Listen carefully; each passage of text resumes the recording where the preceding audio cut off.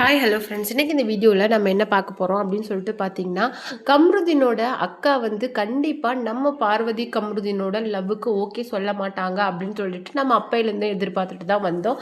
ஆனால் இப்போ வந்து ஒரு அதிர்ச்சிகரமான நியூஸை வந்து கம்ருதீனோட அக்கா சொல்லியிருக்காங்க. அதை பற்றி தான் இந்த வீடியோவில் நம்ம டீட்டெயிலாக பார்க்க போகிறோம்.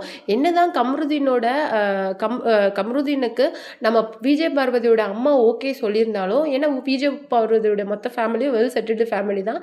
பார்வதிக்கு கல்யாணம் ஆனால் போதும் அவங்க வந்து அந்த கல்யாணம் அப்படிங்கிறதுலாம் வேண்டாம், நான் இந்த மாதிரி தனியாகவே லைஃப்பை எக்ஸ்ப்ளோர் பண்ணி நான் சந்தோஷமாக தான் இருக்கேன், விளாக்லாம் போட்டுக்கிட்டு என்னுடைய லைஃப் வந்து நான் ஜேர்னலிஸ்ட்டாக ஸ்டார்ட் ஆனேன், இப்போ நான் வந்து விஜேவாக இருக்கிறேன், எனக்கு இதுவே சந்தோஷமாக தான் இருக்குது அப்படின்னு சொல்லிட்டு கல்யாண விஷயத்தில் கொஞ்சம் எஸ்கேப் ஆகிட்டே வந்தாங்களாம். நீ வந்து கல்யாணம் சீக்கிரம் பண்ணிக்கணும் அப்படின்னு சொல்லிட்டு பார்வதியோட அம்மா தான் தொடர்ந்து வந்து அவங்கள சொல்லிகிட்டே வந்திருக்கிறாங்க. அப்படிப்பட்ட தன்னுடைய பொண்ணு இப்போ லவ்வில் கமிட் ஆகிருக்கா அப்படிங்கும்போது அவங்க அதை வேணான்னு சொல்ல மாட்டாங்க. எப்படியோ கல்யாணம் பண்ணிக்கிட்டு சந்தோஷமாக இருந்தால் சரி அப்படிங்கிற ஒரு மென்டாலிட்டியில் தான் விஜய் பார்வதியோட அம்மா இருக்கிறாங்க.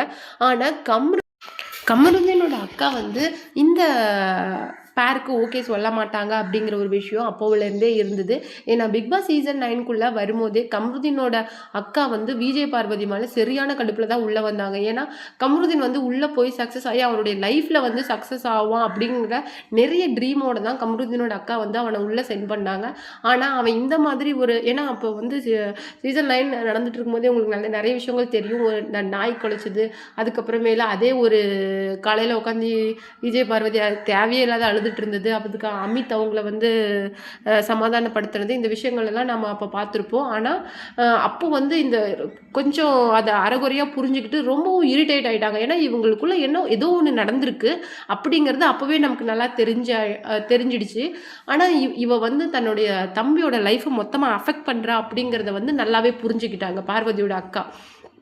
ஸோ வந்து அவங்க என்ன சொல்கிறாங்க அப்படின்னு சொல்லிட்டு பார்த்தீங்கன்னா, நீ வந்து நல்லா புரிஞ்சுக்கோ, விஜய் பார்வதி வந்து உனக்கு சூட் ஆக மாட்டா கம்ருதீன், உனக்கு அரோரா தான் சூட் ஆவா அப்படின்னு சொல்லிட்டு சொல்லியிருப்பாங்க. ஆனால் அதுக்கு சரியான பதிலடி தான் நம்ம விஜய் பார்வதி கொடுத்துருக்குறாங்க. அதை பற்றி தான் இந்த வீடியோவில் நம்ம டீட்டெயிலாக பார்க்க போகிறோம்.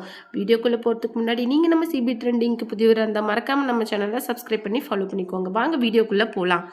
அதாவது விஜய் பார்வதியோட அம்மா வந்து உள்ளே வரும்போது அவங்களுக்கும் எல்லா விஷயங்களும் தெரிஞ்சிச்சு. அவங்க வந்து உள்ளே அந்த ஃபேமிலி டெஸ்ட்டில் 24 ஹவர்ஸ் உள்ளே இருக்கிறதுக்கு அவங்களுக்கு வந்து அந்த பெர்மிஷன் கிடச்சிருக்கும். ஸோ வந்து அவங்க வந்து கம்ருதீனை பார்க்கும்போது அவ்வளோ சந்தோஷமாக அவரை ஹக் பண்ணி, கம்ருதீன் நீங்கள் இன்னும் நிறைய படங்கள் நடிக்கணும், இன்னும் பெரிய சக்ஸஸ்ஃபுல்லாக வரணும் அப்படின்னு சொல்லிட்டு அவங்கள விஷ் பண்ணியிருப்பாங்க. ஆனால் அப்படியே ஆப்போசிட்டாக கம்ருதீனோட அக்கா உள்ளே வரும்போது கம்ருதீனோட ஃப்ரெண்டு வந்திருப்பாங்க போஜன் அப்படின்னு சொல்லிட்டு, அவர் வந்து விஜய் பார்வதி கூட நல்லா பேசியிருப்பார். ஆனால் கம்ருதீனோட அக்கா வந்து அக்கா அப்படின்னு சொல்லும்போது சொல்லு தங்கச்சி அப்படின்னு சொல்லியிருப்பாங்க. அது மட்டும் கிடையாது, நீங்கள் வந்து உங்கள் ஃபேமிலி பெருமைப்படுத்துங்க, அவன் என்னை பெருமைப்படுத்திக்கிட்டோம், 2 பேரும் சேர்ந்தெல்லாம் என்னை பெருமைப்படுத்த வேணாம் அப்படின்னு சொல்லிட்டு சொல்கிற ஒவ்வொரு வார்த்தைகளுக்குமே ஒரு தடை போடுற மாதிரி தான் பேசியிருப்பாங்க. அவங்களுக்கு உள்ள பார்வதிக்கு அது ரொம்ப ஹர்ட்டிங்காக இருந்தாலும் அதை பற்றி அவங்க பெருசாக வெளியில் எதுவும் காமிச்சிக்கல. அதுக்கு வந்து அதுக்கப்புறம் கிளம்பும்போது என்ன சொல்லிட்டு போனாங்க, கம்ருதீன் நல்லா புரிஞ்சுக்கோ, அவள் வந்து என்னை அக்கா அப்படின்னு சொன்னால் நான் அவளை தங்கச்சின்னு சொன்னேன், அப்போ அவள் உனக்கு என்ன ஆகுது அப்படின்னு சொல்லிட்டு சொல்லியிருப்பாங்க. அது மட்டும் இல்லை, கேமை கான்சென்ட்ரேட் பண்ணி விளையாடு, கேமை தனியாக விளையாடு, யாரு கூடயும் சேராத, அந்த மாதிரி சொல்லியிருந்தாங்க. அதே அட்வைஸை தான் கம்ருதீனுக்கு நம்ம திவ்யா கணேஷும் கொடுத்துருப்பாங்க.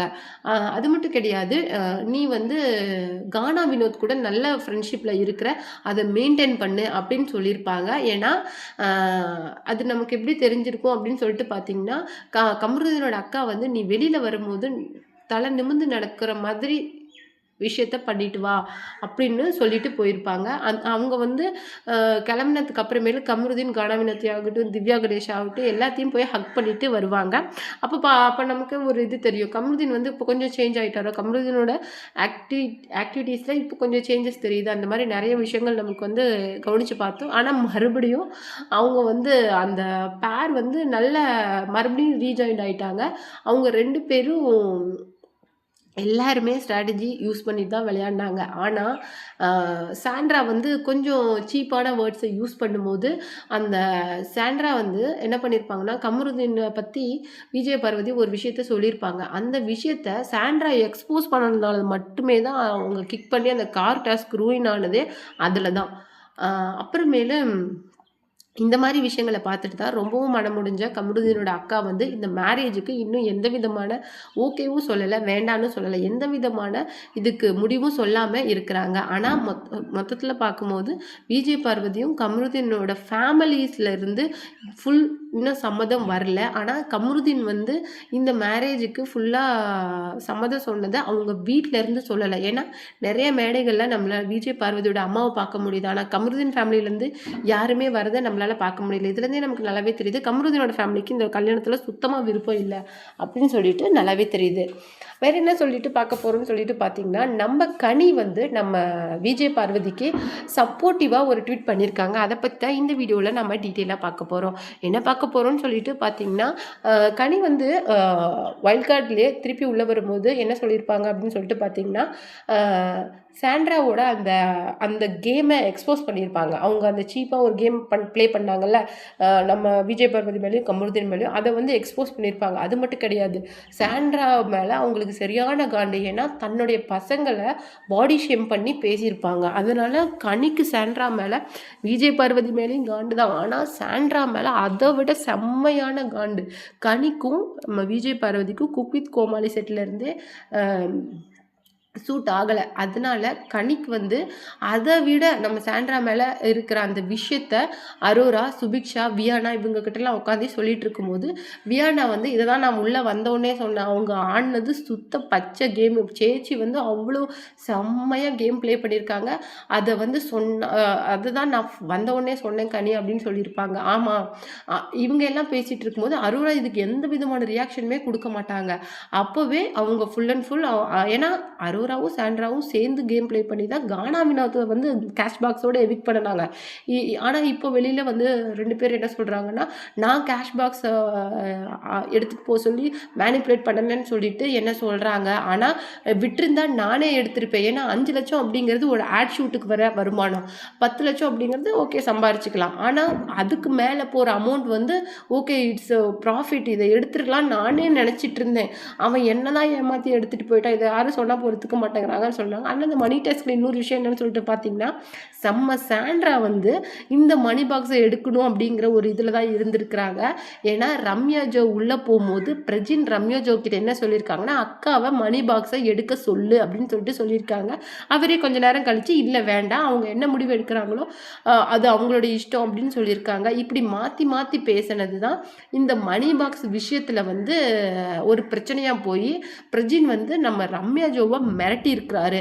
நான் வந்துட்டு அந்த மாதிரி எதுவுமே பேசலை அப்படின்னு சொல்லியிருக்காங்க. என்கிட்ட ஃபுல் ஆதாரம் இருக்குது அப்படின்னு சொல்லிட்டு தாங்கிட்ட வச்சிருந்த எல்லா ஆதாரத்தையும் ரம்யா ஜோ எக்ஸ்போஸ் பண்ணிட்டாங்க. அதுக்கப்புறம் தான் பிரஜினும் சாண்ட்ராவும் இந்த விஷயத்தை பற்றி ஆஃப் பண்ணிவிட்டு கம்முன்னு இருந்தாங்க. ஆனால் ரம்யா ஜோ வந்து ரொம்ப ஃபீல் பண்ணி பேசினாங்க. அவங்க 2 பேரையும் நான் ஒரு அக்கா அண்ணா மாதிரி நினச்சிட்டு இருந்தேன், பட் அவங்க இவ்வளோ சீப்பாக ட்ராமா பண்ணுவாங்கன்னு எனக்கு தெரியல அப்படின்னு சொல்லியிருந்தாங்க. இதை பற்றி நீங்கள் என்ன நினைக்கிறீங்க அப்படிங்கிற உங்களுடைய கமெண்ட்டை மறக்காமல் நம்ம கமெண்ட் பாக்ஸில் கொடுத்துருங்க.